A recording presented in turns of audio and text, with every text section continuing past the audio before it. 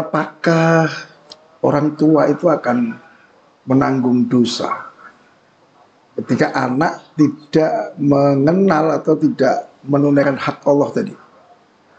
Ketika orang tua tidak mengajari, sebagaimana mungkin alasan orang tua kan banyak, entah mungkin sibuk, entah karena dia nggak tahu atau bagaimana. Ya orang tua kan ada kewajiban, diwajibkan secara nas Al-Quran, ya ayyuhalladzina amanu qu anfusakum wa ahlikum nar. Wahai orang-orang yang beriman, pelihara adalah diri kalian dan keluarga kalian dari api neraka. Itu kan perintah wajib. Jadi kalau dia tidak maksimal dalam hal itu, pasti dia dosa. Nggak mungkin tidak. Atau misalnya dia sudah merasa cukup dengan menyekolahkan anaknya begitu. Iya, jadi kalau dia sekolahkan itu bagian dari mengangkat kewajiban dia. Gitu. Nah, mengangkat kewajiban dia. Tapi kalau dia periksa, dia selalu jangan sekolahkan aja. Dia pikir, oh saya sudah sekolahkan, saya sudah aman. Ya. Dia harus telaten, lihat sekolah, mengikuti perkembangannya. Ya. Kalau dia nggak bisa ngecek, gitu kan? Ngontrol sendiri, dia datangkan ustadz yang ngontrol anaknya. Coba ditanya saksi begini, masih ada yang perlu diperbaiki nggak? Nah, itu juga harus diperhatikan kualitas. Jangan, wah anak saya sudah sekolah di sini, pasti bagus ya.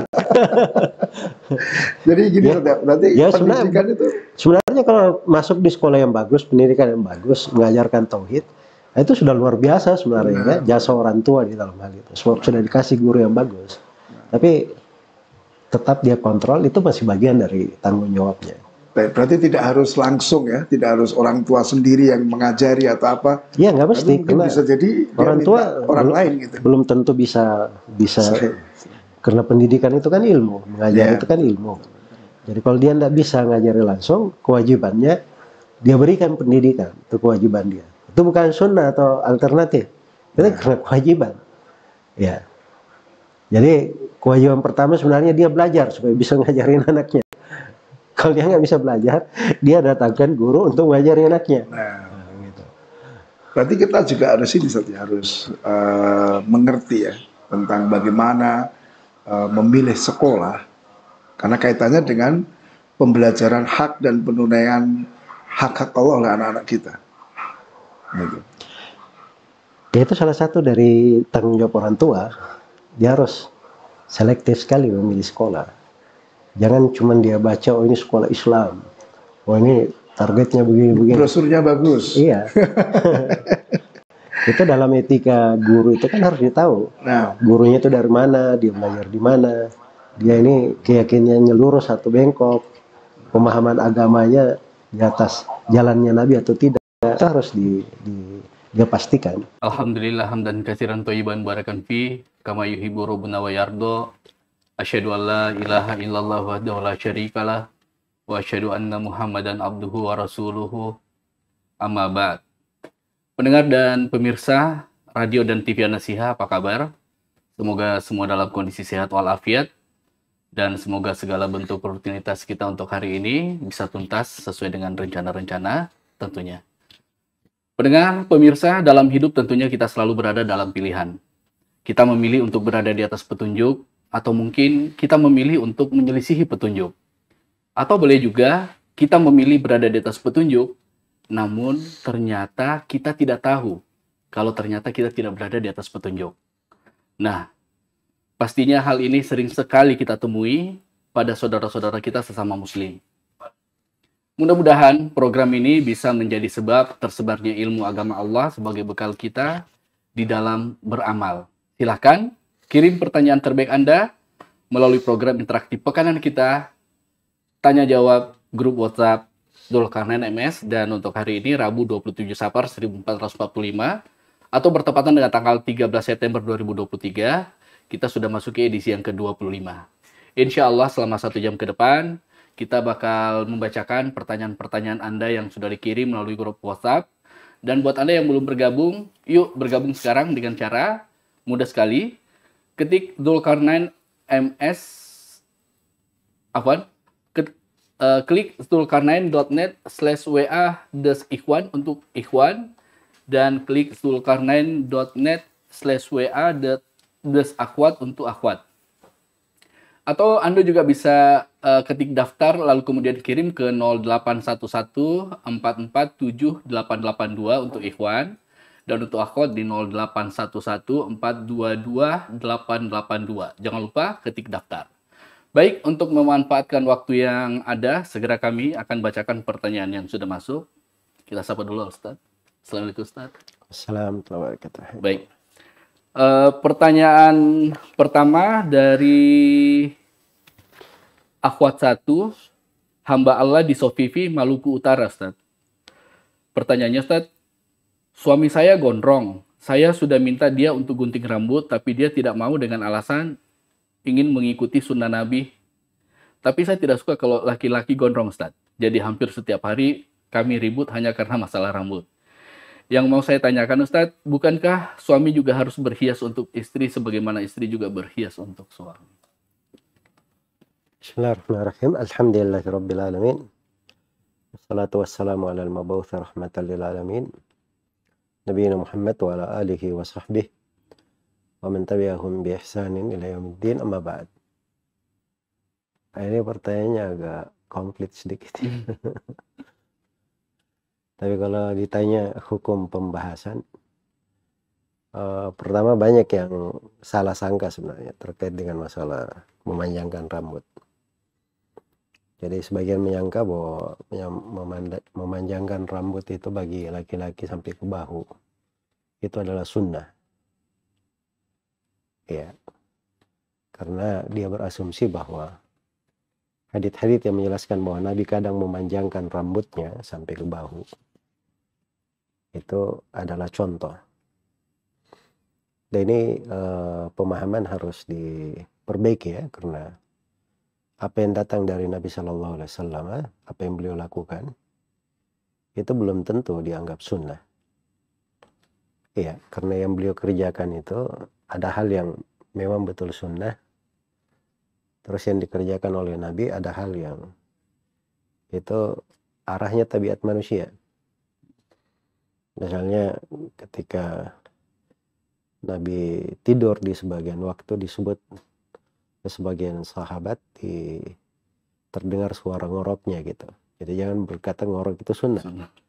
Ya sebab itu tabiat manusia kadang kalau keletihan, lemah, capean, terjadi hal yang seperti itu. Iya.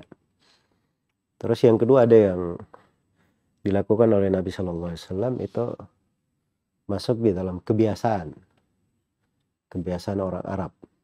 Contoh pakai tongkat. Itu kebiasaan orang Arab. Jangan ada yang kemana-mana ke Indonesia dia bawa tongkat, dianggap sunnah. Itu keliru memahami.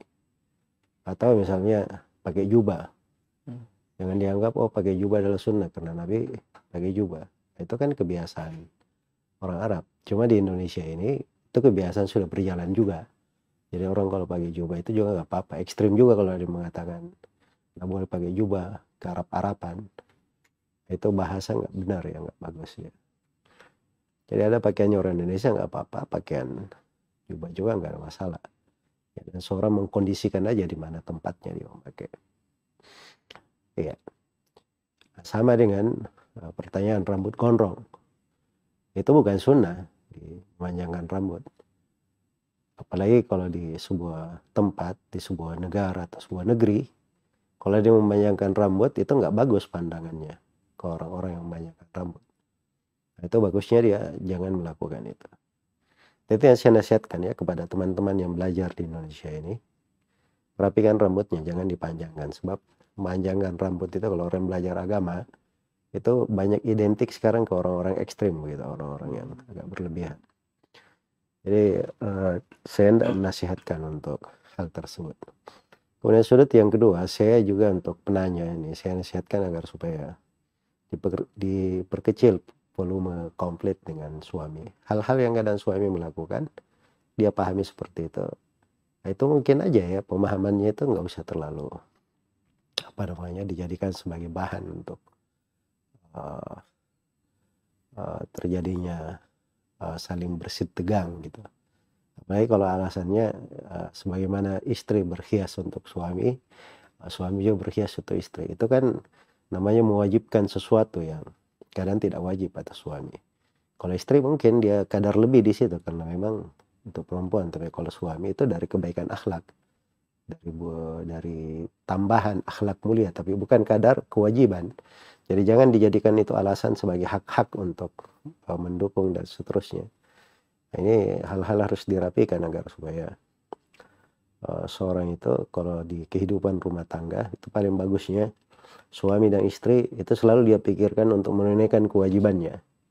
Jangan selalu dia pikir hak saya apa, saya pengen begini, pengen begitu. Itu yang bikin banyak masalah. Semoga Allah memberi taufik pada semuanya. Baik, Masya Allah. Assalamualaikum Ustaz. Barakallahu fiik. Baik, pendengar dan pemirsa, kita lanjutkan membacakan pertanyaan yang sudah masuk. Berikut dari Fulana di grup Akhwat 26. Bismillah, afwan Ustaz. Apakah laki-laki itu tidak boleh penakut dan cepat menangis? Ini bagaimana mengatasinya, Ustaz? Ya, penakut dalam apa dulu? Kata Nabi SAW tentang anak itu, mabakhala wa majibana. Membuat orang tuanya jadi pelit, membuatnya jadi penakut. Ya kadang seperti itu, orang tuanya dulu kalau ada apa-apa dia biasa-biasa ya, nyetir apa segala macam. Tapi setelah punya anak, dia lebih hati-hati. Jadi kalau penakut seperti itu ya bagus saja. Artinya mungkin dia lebih dewasa, lebih berpikir panjang, itu nggak ada masalah. Tapi kalau penakut lewat di kuburan jadi lari misalnya, itu memang penakut. Hal yang seperti itu itu harus diobati. So, kalau sekarang itu munculnya dari kebiasaan terlalu banyak nonton film horor, ya terlalu nonton banyak ini. Seakan-akan kuburan itu sesuatu yang mengerikan. Padahal itu keliru ya, keliru. Apalagi kalau seorang lewat kuburan dia baca doa atau dia baca salam ke penghuni kubur. Itu kan bagus dari sunnah-sunnah. Ini malah dia jadi takut karena hal tersebut. Nah itu jadi kalau penakut dari sifat yang seperti itu, nah itu nggak bagus ya. Kalau menangis itu Nabi SAW juga sering menangis ya, bahkan beliau kalau sholat itu banyak beliau menangis. Waktu putra beliau Ibrahim meninggal, beliau juga meneteskan air mata. Ya. Baik, jadi hal yang seperti itu kadang masuk di tabiat manusia. Jadi bedakan antara hal yang merupakan tabiatnya, itu nggak ada masalah. Kalau hal yang di situ di luar dari tabiatnya, hal yang harusnya dia kuat, nah itu yang dia latih dirinya di situ. Tapi hal yang merupakan tabiat manusia itu jangan dipermasalahkan. Dan kadang terpuji menangis di situ. Semoga Allah memberi taufik pada semuanya. Jazakallahu khairan, barakallahu fikum. Berikut dari Niar di Akhwat 2, grup Akhwat 2. Pertanyaannya Ustaz, berapa lama batas waktu seorang istri yang tidak diberi nafkah wajib, sedangkan untuk berbagi ke keluarga suami, ia mampu untuk memberi, meskipun istri memiliki penghasilan sendiri? Di dalam hati seorang istri merasa tidak ridho, tetapi jika suami diingatkan seolah menahan istri untuk mengeluh masalah nafkah. Enggak, kalau istri dia bekerja, dia punya harta sendiri, suami tetap ada kewajiban menafkahi istri, itu kewajiban dia. Karena salah satu dari hak di ikatan pernikahan itu adalah kewajiban memberi nafkah. Kewajiban memberi nafkah. Jadi dia tunaikan dari hak istrinya. Setelah itu dia juga memberikan kepada orang-orang yang ingin dia beri dari karib kerabatnya atau dari keluarganya atau dari orang tuanya. Cuman saya nasihatkan untuk si istri sepanjang dia punya penghasilan, maka dia ridho dengan hal itu bagus ya, dia bantu suaminya namanya, dia bantu suaminya. Ibnu Mas'ud itu istrinya kaya, malah zakatnya itu dia kasih ke suaminya. Dia kasih ke suaminya karena Ibnu Mas'ud radhiyallahu taala anhu, beliau memang dari awal kali berislam di Mekah dan beliau masih anak kecil, termasuk orang yang pertama kali masuk Islam. Beliau dulu pengembala kambing di Mekah, ya, bekerja untuk orang. Jadi beliau kesibukannya itu adalah menghafal Al-Quran, karena beliau orang yang paling paham tentang tafsir ayat-ayat Al-Quran. Ya, jadi wajar kalau beliau itu tidak terlalu banyak memiliki dari kecukupan di sebagian waktu dari kehidupannya. Ya. Jadi pernah suatu saat istrinya itu justru memberikan zakatnya kepada suaminya. karena tergolong kepada orang yang fakir dan berhak menerima zakat. Jadi yang seperti itu diperlukan ya kadang-kadang. Semoga Allah memberi taufik pada semuanya. Baik, jazakallahu khairan, barakallahu fikum. Pendengar dan pemirsa, Anda masih mendengarkan program pakanan kita, Tanya Jawab Guru Ustadz Dzulkarnain MS. Buat Anda yang belum bergabung, silakan bergabung dengan mengirim ketik daftar, lalu kirim ke 0811447882 untuk Ikhwan. Ketik daftar, lalu kirim ke 0811422882 untuk Akhwat. Nah, yang sudah bergabung, boleh langsung mengirim pertanyaannya dengan format tulis nama, lalu kemudian grup WA-nya nomor berapa, lalu kemudian ketik pertanyaannya. Baik, sekarang saya akan bacakan pertanyaan yang sudah masuk dari Deli Saputra, Ikhwan 3, Ustadz. Bismillah. Yang ingin saya tanyakan, Ustadz, apabila dalam suatu hal ada dua pendapat dari ulama yang pendapat satu dan lainnya saling berlawanan, yang mana kita sebagai penuntut ilmu bingung untuk menentukan pendapat mana yang lebih kuat. Apakah kita benar-benar pasti selamat dengan memilih salah satu pendapat tersebut? Atau ada kemungkinan kita salah memilih lalu diancam dengan dosa, Ustaz? Jazakallahu khairan. Jadi ini termasuk masalah yang sering terjadi ya. Jadi ada dua pendapat misalnya. Contoh misalnya dalam hal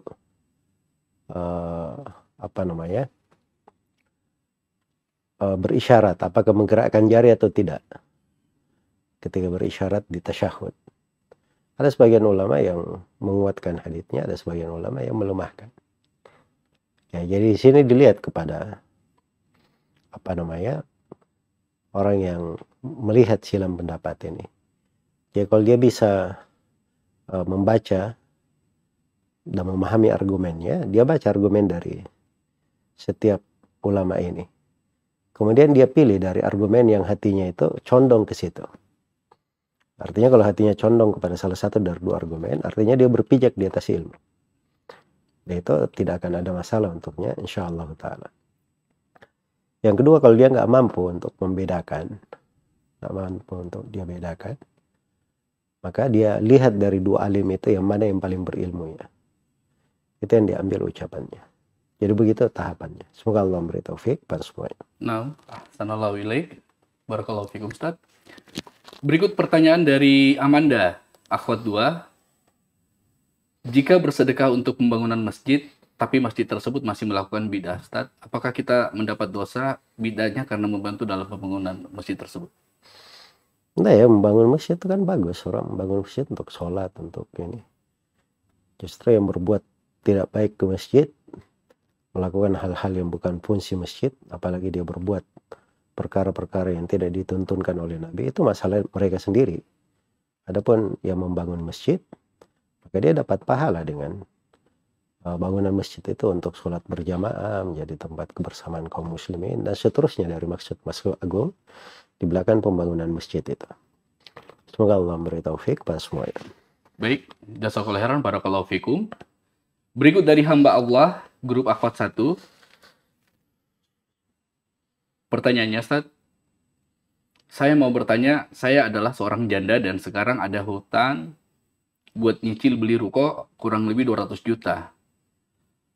Ada seseorang yang melamar saya tapi saya tolak karena saya ingat rahimahullah suami saya mengatakan jangan menikah lagi setelah beliau wafat. Alhamdulillah Ustaz, suami saya agama dan akhlaknya baik. Kita suka saling mengingatkan tentang Allah. Dan insya Allah wafat menyebutkan la ilaha illallah. Apakah saya harus bersabar bersama anak saya satu-satunya, Ustaz? Enggak, itu haknya si perempuan ya, enggak ada. Bukan haknya suami di situ. Haknya si istri. Jadi ketika dia suaminya sudah meninggal, si istri sekarang beliau sebagai hidup sendiri, dari hukum syar'i dia boleh menerima lamaran.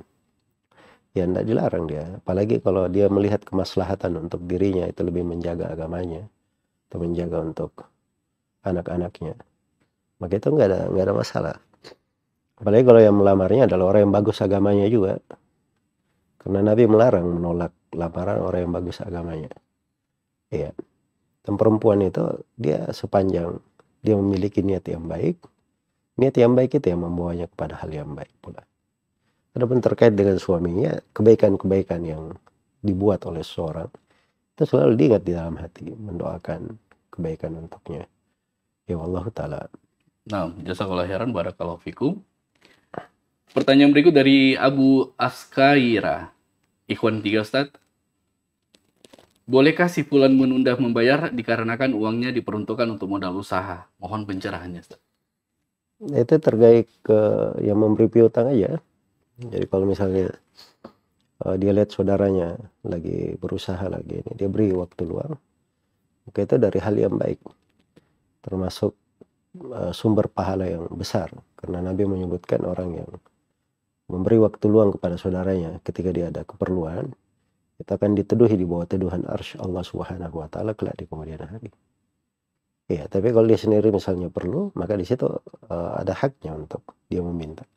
Semoga Allah memberi taufik pada semuanya. Baik, jazakallahu khairan, barakallahu fikum. Pertanyaan selanjutnya dari hamba Allah akhwat 2. Semoga Allah menjaga Ustadz dan kita semua. Afwan Ustadz, Ana sekarang berdomisili di Kalimantan Timur. Ana mengikuti kajian rutin di sini, namun menurut Ana tidak cukup. Untuk itu Ana mengikuti kajian-kajian Ustadz, baik yang live maupun yang telah tertinggal. Yang ingin Ana tanyakan, apakah Ana termasuk orang yang tidak bersyukur?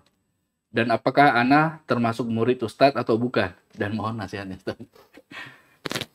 Jadi kalau serius terhadap ilmu, dia hadir di majelis tapi dengar juga di kajian yang lain, itu bukan masalah bersyukur atau tidak, itu semangat dalam belajar dan menuntut ilmu. Malah kalau dia gemar bertambah, menambah, dan lebih memperdalam, itu justru itu yang disebut dengan kesyukuran. Mensyukuri nikmat Allah, pemberian Allah, dan karunia Allah Subhanahu wa ta'ala. Ya. Jadi para ulama sebutkan ya bahwa kalau seorang itu berguru kepada guru dan dia hadiri kajiannya atau dia hadiri rekamannya dan dia pastikan bahwa itu adalah suara si guru, maka dia boleh menisbatkan dirinya berguru kepada si fulan. Ya. Nah, itu pendapat beberapa ulama kita, diantaranya guru kami Syekh Mukbil rahimahullah berpendapat seperti itu. Dan semoga Allah memberi taufik kepada semuanya. Wallahu ta'ala alam. Baik, jazakallahu khairan, barakallahu fikum. Pendengar dan pemirsa, Anda masih menyaksikan program Tanya Jawab Grup Ustadz Zulkarnain. Untuk edisi yang ke-25 ini, buat Anda yang belum bergabung, silakan kirim daftar, lalu kemudian kirim ke 0811447882 untuk Ikhwan dan 0811422882 untuk Akhwat. Setelah itu Anda sudah bisa mengirim pertanyaan Anda dengan menggunakan format ketik nama, lalu kemudian grup WA, dan kemudian ketik pertanyaan Anda. Baik, memanfaatkan waktu yang ada, berikut dari Abu Numa, Ikhwan 2. Bismillah, semoga Ustadz dan keluarga dalam perlindungan Allah Subhanahu wa taala. Bagaimana hukum khitan pada anak perempuan, Ustadz? Dan jika disunnahkan, siapa yang harus mengkhitan? Syukran. Itu letak silam pendapat di tengah para ulama. Di pendapat mayoritas ulama, khitan bagi anak perempuan itu dianjurkan saja, disunnahkan, bukan diwajibkan. Karena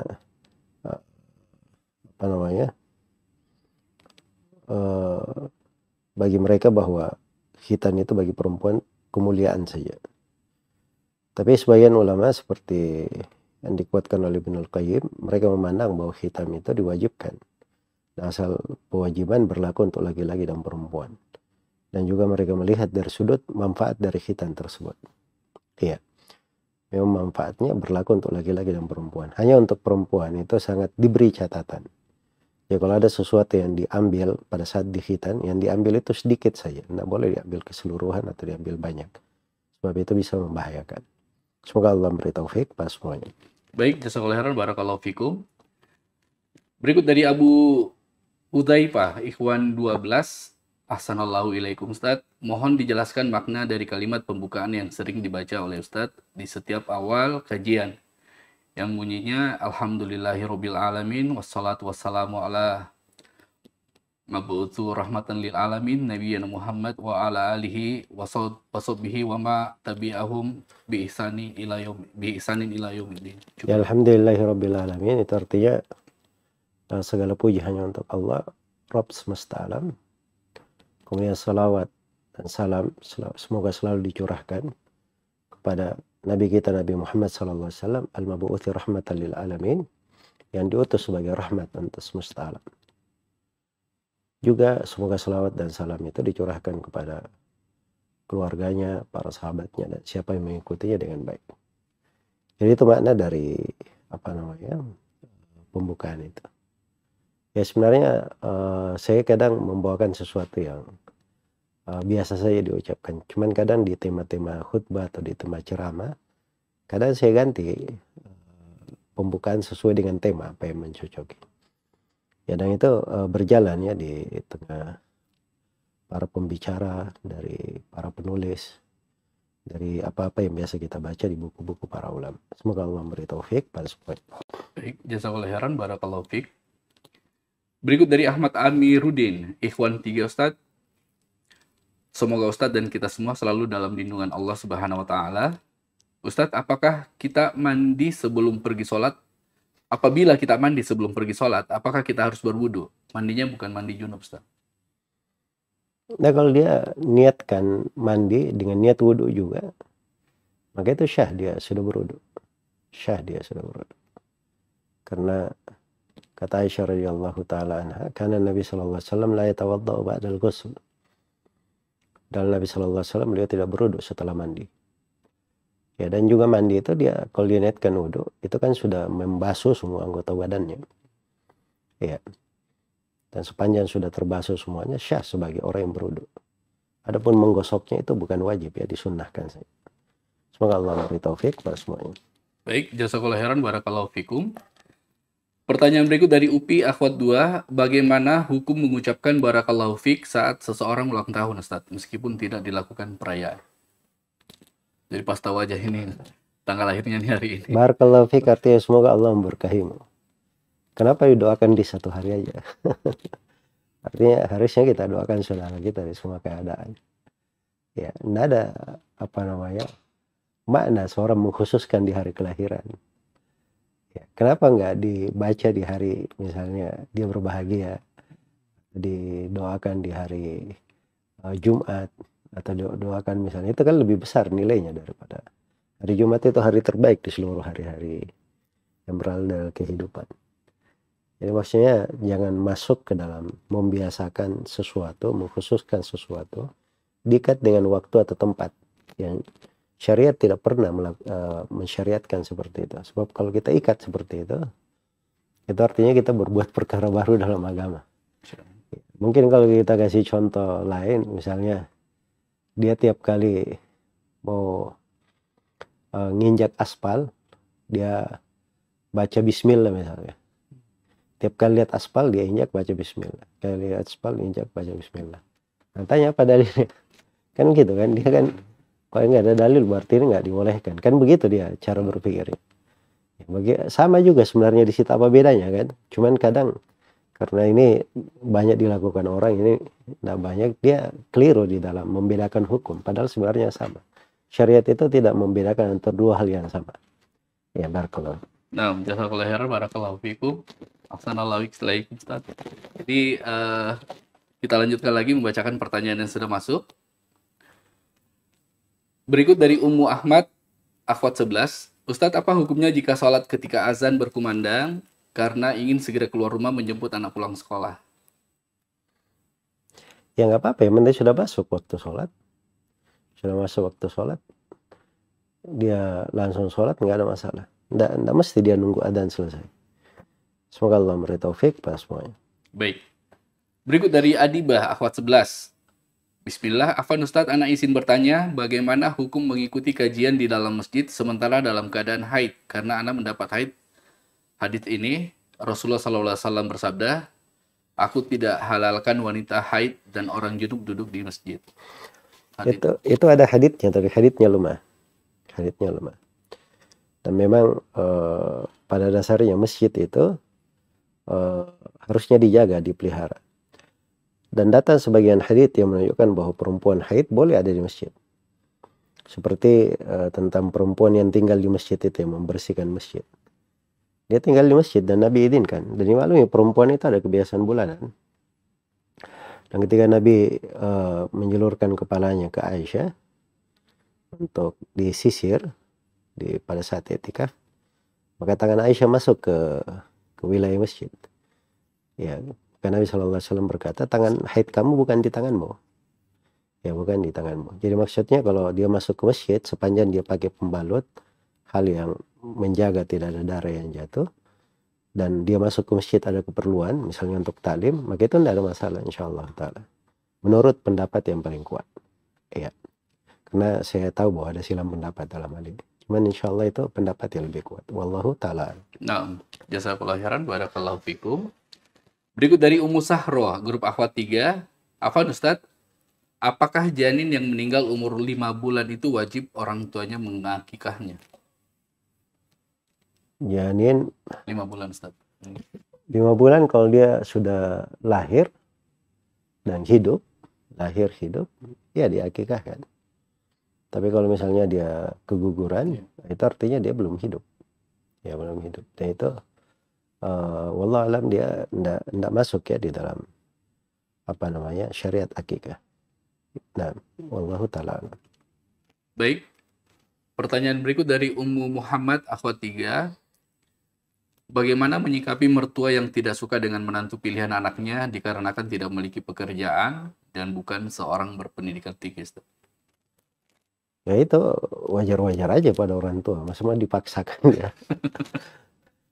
Karena itu hal yang lumrah biasa, orang dia pengen orang yang ada kerjaannya, dia pengen ada pendidikannya, itu biasa. Cuman kadang orang tua juga harus realistis ya. Jadi kalau sudah terjadi pernikahan, apa yang dia bisa rubah dengan pandangan yang seperti itu? Ya harusnya bersikap lebih bijaksana. Ya dia mengarahkan kalau misalnya kurang pendidikannya, diminta untuk ikut kursus di hal tertentu supaya dia bisa bekerja. Kemudian pekerjaan itu kan banyak, pekerjaan itu banyak. Jadi ijazah itu, kalau ijazah dalam artian selembar kertas yang menunjukkan dia pernah sekolah, itu belum tentu dia bisa berprestasi dan belum tentu dia bisa bersaing di bisnis, belum tentu. Ya karena asalnya seorang itu kadang dia bisnis hal tertentu, dia diberi pengarahan sedikit pun, kadang 10 menit dia sudah bisa bisnis di situ. Ya, jadi itu cuma perlu diberikan arahan, motivasi, harusnya begitu. Sepanjang sudah menjadi anaknya, apalagi suami dari anaknya, ya harusnya bersikap yang bagus. Ya kadang ego kita itu harus kita hilangkan, dan banyak pemaaf, itu pintu ibadah. Ridha terhadap apa yang Allah bagikan, itu pintu ibadah. Kita bantu orang dalam kebaikan, itu pintu ibadah. Banyak pintu ibadah yang bisa dilakukan. Daripada dongkol-dongkol terus, ya kapan mau selesai perkaranya. Semoga Allah memberi taufik kepada semuanya. Nah, assalamualaikum Ustaz. Baik, berikut dari Ummu Abdillah Akhwat 6. Pertanyaannya Ustaz, apa jawaban dari kalimat azan subuh, as-salatu khairum minan naum? Dijawab sama, as-salatu khairum minan naum juga. Ada memang sebagian hadits yang menyebutkan jawaban, tapi haditsnya lemah. Yang benarnya dijawab sama, karena Nabi SAW telah syah dalam hadits Abu Sa'id di riwayat Bukhari dan Muslim. Nabi SAW bersabda, "Idza sami'tumun nida faqulu mithla ma yaqulul muadzin." Apabila kalian mendengarkan adzan, maka ucapkan seperti apa yang diucapkan oleh si muadzin. Jadi asalnya segala ucapan muadzin kita ucapkan sama, kecuali kalau ada dalil yang membedakan. Misalnya hayyalas shalah dibaca la haula wala quwwata illa billah, itu kan dalil lain yang membedakan. Iya. Baik, jazakallahu khairan, barakallahu fikum. Berikut pertanyaan dari Fulana Akhwat 16. Ahsanallahu ilaikum Ustaz, izin bertanya mengenai hutang piutang. Bagaimana hukum jika saya membiarkan orang yang berhutang kepada saya tidak membayar hutangnya Ustaz? Karena beberapa kali saya menagihnya, dia hanya berjanji-janji saja tanpa menepati membayar hutang. Saya hanya ingin tenang dan tidak memikirkan urusan saya dengan orang itu, makanya saya tidak pernah lagi menagihnya. Saya tidak ingin selalu dibohongi Ustaz. Saya hanya menyerahkan semuanya kepada Allah dan berharap bertemu dengan orang itu di hadapan Allah kelak. Ini mancung nih kayaknya. Bolehkah saya tidak berurusan dengan orang itu lagi di dunia, tapi berharap bertemu di akhirat kelak dan diselesaikan di hadapan Allah. Bolehkah saya mengambil sikap seperti itu, Ustaz? Ya kalau boleh aja, itu kan hak dia memang, hak dia. Dan tidak mau berurusan lagi karena selalu sudah berapa kali dikecewakan. Nah, itu bagus juga, itu dari hal yang bagus dalam kehidupan. Ya mungkin kita anggap saja itu mungkin harta bukan ditakdirkan untuk kita lagi. Tapi kalau dia ingin lebih baik, dimaafkan saja kalau dia ingin lebih baik. Itu lebih tinggi derajatnya. Lebih tinggi derajatnya daripada dipertemukan di akhirat. Sebagaimana dia tidak mau pusing ketemu di dunia, maka jangan pusing juga pikir di akhirat. Maafkan aja, Allah akan ganti yang lebih dahsyat dan lebih bagus daripada itu. Semoga Allah beri taufik kepada semuanya. Insyaallah. Assalamualaikum Ustaz. Berikut dari Muhammad, grup Ikhwan 2. Apakah disyariatkan beristighfar ketika melihat perempuan yang bukan mahram, Ustaz? Dengan secara tidak sengaja ataupun sengaja? Iya, bagus dia beristighfar, itu memang fungsinya untuk menghilangkan hal-hal yang terlintas di dalam hati atau membersihkan hati. Itu dari manfaat dari istighfar. Iya. Ya kalau itu berlalu padanya, maka dia beristighfar. Dan memang kita diperintah beristighfar. Hal yang dengan istighfar yang banyak untuk hal yang seperti itu, yang lainnya maupun dalam hal-hal yang sifatnya menata diri. Ya, wallahu ta'ala alam. Naam, jazakallahu khairan, barakallahu fikum. Berikut dari Abdillah Anas, Ikhwan 11. Ustaz, apakah ada dalil yang menerangkan bahwa terdapat 2 azan pada hari Jumat, di sholat Jumat? Apakah azan pertama merupakan patokan masuknya waktu duhur? Itu syariat disunnahkan oleh Utsman bin Affan radhiyallahu ta'ala anhu, dan beliau dari Khulafa ar-Rasyidin. Disaksikan oleh para sahabat. Ya. Dan tidak diingkari oleh para sahabat. Ya, pada dasarnya itu boleh untuk diamalkan. Ya, kalau di negeri kita diamalkan 2 kali adzan, tidak ada masalah diamalkan. Cuman kita di Indonesia ini beda-beda ya sesuai dengan wilayahnya. Mungkin kalau di banyak wilayah di Jawa iya. Tapi kalau di Sulawesi Selatan ini kebanyakannya 1 kali adzan.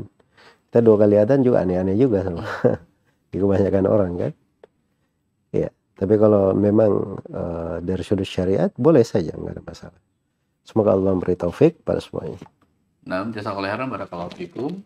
Pendengar dan pemirsa radio dan TV An-Nasihat dimanapun Anda berada, Anda sedang menyaksikan program pekanan kita, Tanya Jawab, Grup WhatsApp Dzulkarnain. Dan untuk hari ini, Rabu tanggal 27 Safar 1445 Hijriah atau bertepatan dengan tanggal 13 September 2023, kita sudah masuk ke edisi yang ke-25. Jadi buat Anda yang belum bergabung, silahkan ketik daftar, langsung kirim ke 0811447882 untuk Ikhwan. Dan juga ketik daftar, kirim ke 0811422882 untuk Akhwat. Ya. Setelah bergabung, silahkan Anda kirim pertanyaan Anda dengan format ketik nama, lalu kemudian ketik grup WhatsApp Anda nomor berapa, lalu kemudian ketik pertanyaan yang ingin Anda ajukan. Baik, sekarang saya lanjutkan untuk membacakan pertanyaan yang sudah masuk. Dari Abu Mu'adz, grup Ikhwan 3. Pertanyaannya, Ustaz, apa benar jodoh merupakan cerminan dari diri? Ya kadang seperti itu ya, dikatakan al-khabithuna lil-khabithat, al-khabithatu lil-khabithin wal-khabithuna lil-khabithat. Wat-tayyibuna lit-tayyibin, wat-tayyibatu lit-tayyibin, wat-tayyibuna lit-tayyibat. Jadi itu disebut bahwa hal perempuan-perempuan yang baik untuk laki-laki yang baik, atau laki-laki yang baik untuk perempuan yang buruk untuk laki-laki yang buruk, laki-laki yang buruk untuk perempuan yang buruk, dan sebaliknya, perempuan yang baik untuk laki-laki yang baik, laki-laki yang baik untuk perempuan yang baik. Jadi memang pada dasarnya begitu, diberi sesuatu sesuai dengan kesolihannya, apa yang bagus untuknya dan seterusnya. Tapi itu kaidah umum ya, belum tentu pada setiap orang selalu berlaku seperti itu.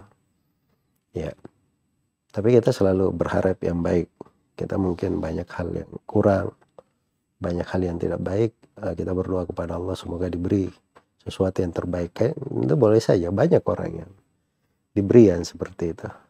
Ya karena itu dimaklum ya sebagian sahabat itu yang masuk Islam, tapi istrinya tidak masuk Islam. Ya, atau sebagian sahabiat dia masuk Islam, suaminya tidak masuk Islam. Nah, bukan dikatakan cerminannya total seperti itu, tapi kadang ada hal-hal tertentu itu hidayah dari Allah Subhanahu wa Ta'ala. Semoga Allah memberi taufik pada semuanya. Naam, jazakallahu khairan, barakallahu fikum, Ustaz. Berikut dari Fulana di Makassar, grup Akhwat 1. Bismillah, Afwan Ustaz, bagaimana hukumnya untuk sekolah-sekolah TK tentang tema binatang? Apakah boleh bagi kami guru memberikan gambar hewan-hewan untuk anak-anak? Apakah harus dipotong kepalanya atau bagaimana, Ustaz? Ya kalau dia memberi gambar, nggak boleh dia harus dia potong kepalanya. Kecuali kalau diperlihatkan dalam bentuk video itu beda ya hukumnya. Sebab video itu ditampilkan setelah itu hilang. Kalau gambar itu kan dia sesuatu yang tetap gitu. Yang tetap ini yang apa namanya, yang ada masalah di situ. Nah itulah yang kalau dia dengan tangan dan seterusnya itu pasti ya. Tapi kalau dia fotografi itu silang pendapat di tengah para ulama di masa sekarang. Ada yang membolehkan, ada yang tidak membolehkan. Jadi maksudnya banyak dari masa dahulu itu pendidikan. Orang juga menerangkan hewan-hewan di masa mendatang. Masa dahulu ya. Ya, tapi waktu itu belum ada foto-foto, gambar juga. Bersama dengan itu orang semuanya juga paham ini ya. Nah, di situ fungsinya guru sebenarnya menerangkan. Guru itu dia bisa menerangkan sesuatu tanpa memberi gambar, dia bisa terangkan. Nah, itu fungsi dari guru. Nah itu skill dan keahlian di dalam. Kadang apa namanya, kalau dia malah melatih dirinya dengan hal yang seperti itu, dia latih muridnya, itu kekuatan penggambarannya dan penangkapannya itu biasanya lebih tajam. Ya lebih tajam. Karena itu ada orang Arab yang dia bikin qasidah syair tentang kudanya sih. Dalam satu bait syair. Kita kalau baca itu tergambar kuda itu hal yang tidak pernah kita pikirkan begitu. Ya, tapi dia bisa gambar hal kuda yang tidak pernah kita lihat, tapi kita bisa tahu ini luar biasa kuda ini dari cara dia menggambarkannya. Semoga Allah memberi taufik pada semuanya. Nah, jazakallahu khairan, barakallahu fikum. Baik, pendengar dan pemirsa, waktu kita tersisa sedikit lagi, dimanfaatkan waktu yang ada. Silakan kirim pertanyaan buat Anda yang sudah bergabung.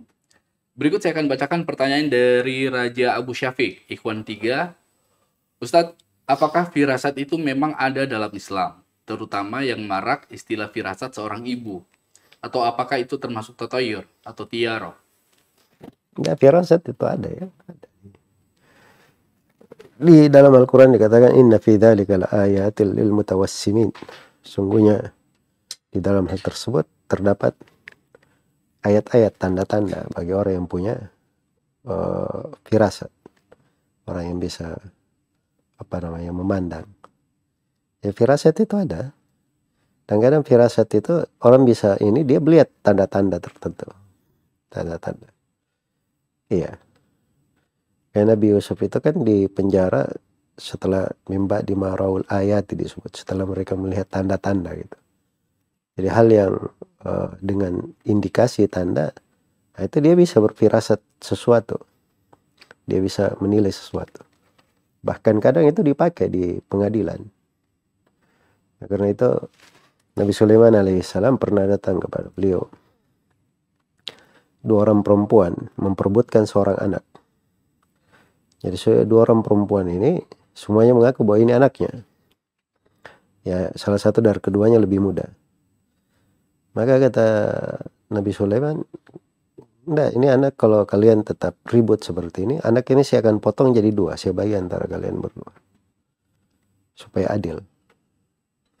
Maka kata tiba-tiba langsung spontan yang perempuan yang lebih muda. Sudah, semoga Allah merahmatimu, sudah dia anak dia, bukan anak saya. Bukan anak saya. Nah, kata Nabi Sulaiman, sudah kalau begitu itu anak kamu. Sebab cuma ibu yang seperti itu kepada anaknya. Itu kan dia membuktikan dengan indikasi. Ya, itu kan indikasi yang seperti itu bisa dipakai. Sebagian dari indikasi itu firasat, tidak ada masalah. Semoga Allah memberi taufik pada semuanya. Nah, jazakallahu khairan, barakallahu fikum. Dari Rahma Akhwat 2 Ustaz.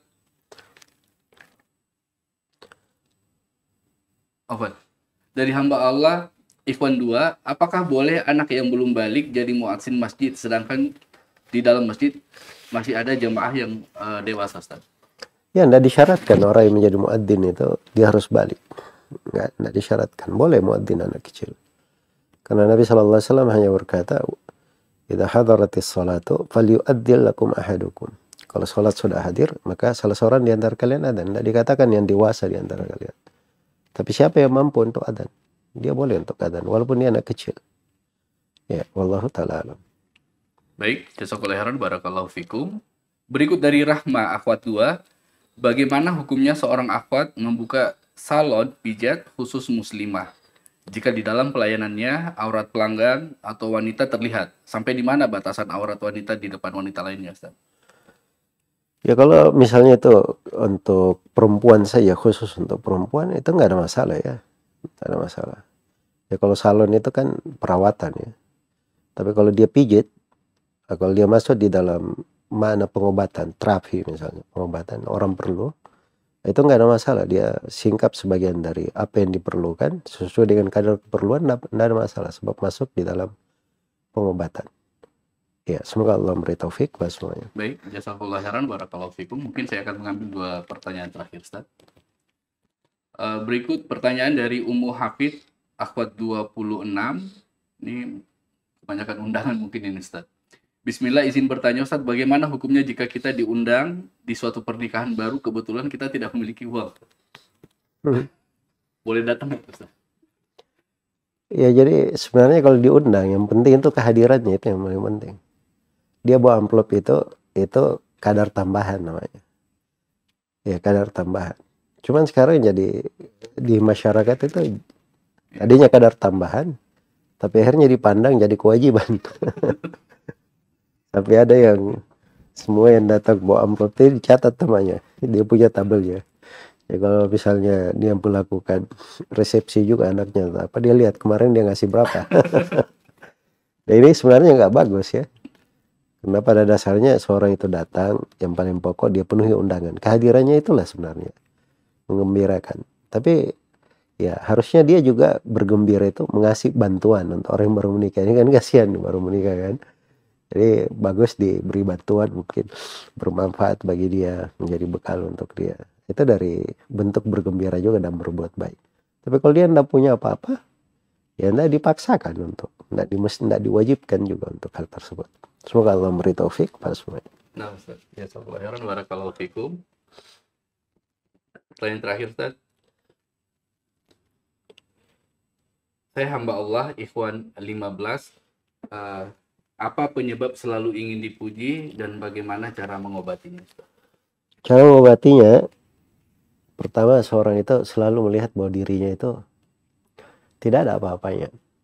Jadi dia menonjol di bidang apa? Mau menonjol di bidang harta, Korun lebih kaya daripada dia. Mau menonjol di bidang ilmu, ingat-ingat aja Imamul Bukhari, Imam Muslim. Dia mungkin kalau hidup di masa Imamul Bukhari dan Imam Muslim, dia terhitung orang-orang awam yang mesti diajari. Jadi tidak ada yang perlu dia banggakan. Itu obat yang pertama. Kemudian obat yang kedua, Allah cinta sikap merendah hati. Ketika Allah cinta hal itu, dia cinta untuk dirinya. Kemudian yang ketiga, Allah benci orang yang bersombong.